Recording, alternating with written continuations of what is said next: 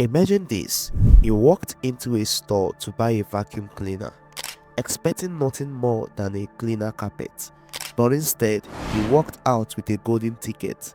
Free flight ticket to Europe. Yes, Europe.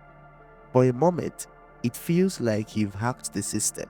But what if I told you that this too good to be true deal didn't just clean out the shelves, it nearly cleaned Hoover out of business? This is a story of a marketing campaign so disastrous, it became a case studied for what not to do. A campaign so wide that it had lawsuits, media scandals, even sparkled a gold rush for cheap vacuums. So buckle up, because this isn't just about vacuums, it's about a colossal mess that brought a household giant to its knees. The year is 1992. Hoover, a brand synonymous with vacuum cleaners in the UK, is struggling to keep up with a rapid changing market. Competition is fierce, and newer brands are stealing market share. The company's leadership is desperate. They need something bold, something that will catapult them back into the spotlight and make customers flock to their stores.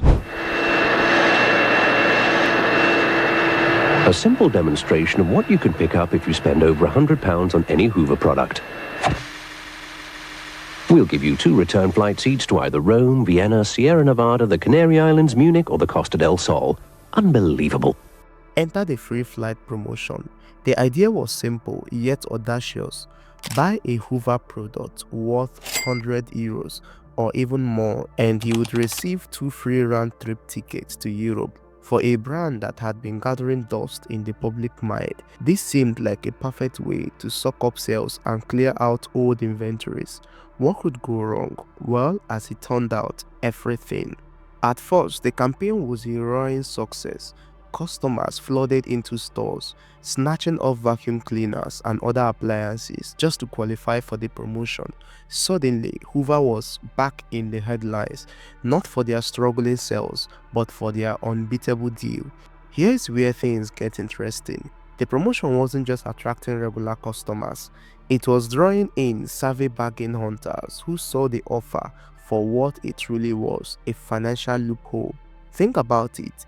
A pair of round-trip tickets to Europe, even at their cheapest, were worth significantly more than the €100 customers were spending on Hoover products. To the public, it was like trading pennies for pounds. But behind the scene, Hoover's executives were already starting to sweat. They had anticipated a moderate response, enough to boost sales without breaking the bank. What they didn't expect was the tidal wave of demand that followed. And then, in a move that would later be dubbed corporate suicide, Hoover decided to up the ante. They expanded the promotion to include flights to the United States. Yes, you heard that right. For the same amount, €100, customers could now claim free flights across the Atlantic. The public went wide. But while Hoover's warehouse were emptying at record speed, their balance sheets were plunging into the red. What went wrong? To understand how Hoover ended up in this mess, you need to know one thing: they never did the math.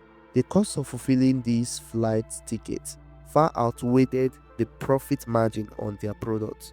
But it wasn't just about the money, it was about logistics. Claiming the tickets wasn't as simple as buying a vacuum. Customers had to fill out a form, mail them in, and wait for confirmation. Hoover had hoped these hurdles would discourage most people from following through. Instead, they only fueled public frustration. Soon the company was drowning in ticket requests. Their system couldn't keep up, and delays mounted. Customers who had eagerly purchased Hoover's product began receiving rejection letters instead of flight confirmation. The media caught wind of the chaos, and the story exploded. Even worse, Hoover's attempt to save money by denying some claims backfired spectacularly. Customers felt betrayed and started organizing protests, sharing their stories with the press, and even launching lawsuits. The courtroom became the next battleground in Hoover's unraveling saga. Furious customers sued the company for breach of contract. and judges were not sympathetic to Hoover's plight. One memorial case involved a man who meticulously followed every rule outlined in the promotion, only to be denied his flight.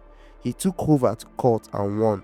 The company was ordered to pay not only for his ticket but also for legal fees and damages. And he wasn't alone.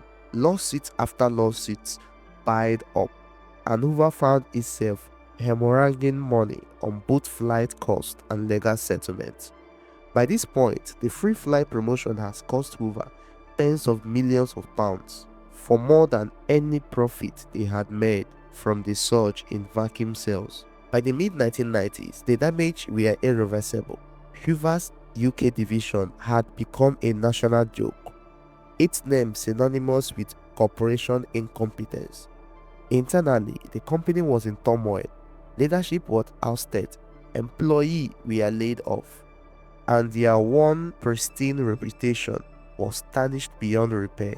By 1995, Hoover's European operation had been sold off entirely, and the brand became a shadow of its former self.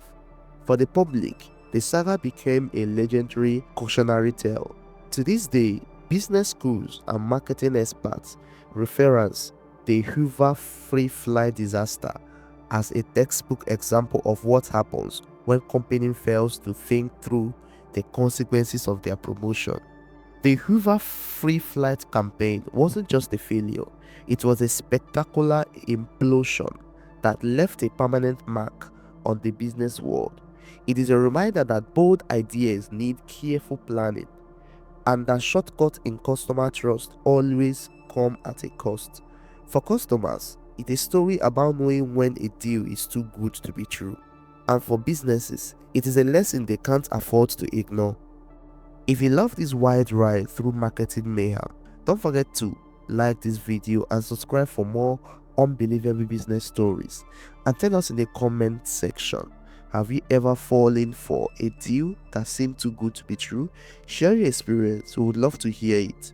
Thank you for watching. My name is Stanley Chima and see you in the next video.